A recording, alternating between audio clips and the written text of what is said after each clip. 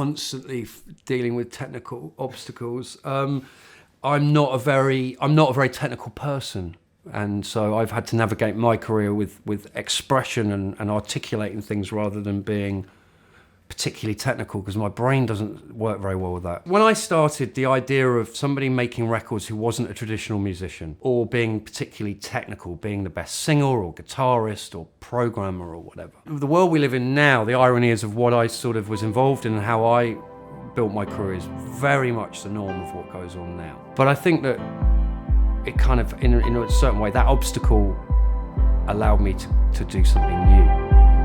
Inspiration comes from such a world of things, and that changes as you evolved, hopefully evolve in your art. I think when you start, you tend to be much more enclosed within a much more elitist, smaller group of people. In the sense that when I started, it was all about hip hop. It was all about that culture. And as I've grown, you start trying to join the dots and looking around at how these things were made. And obviously with hip hop, suddenly you're going, well, that sampled that, and that was taken from that. And oh, actually, wow, that's a cool rock record. Oh, wow, why don't I listen to more of their record? I think what gets better for me is getting older with and being inspired is taking in more of the world around you rather than a little bit of an environment that you had existed in when you were younger. I'm a collagist, I'm a sampler, so I'm constantly just trying to take things and make new things out of them, and that's how I've tried to define my voice. For me, it's always about striving for individuality. That is my key. I want to express myself. I want to create something new. I want to be involved in things that I feel are new, new ideas and new ways. I feel very much about constant strive for individuality.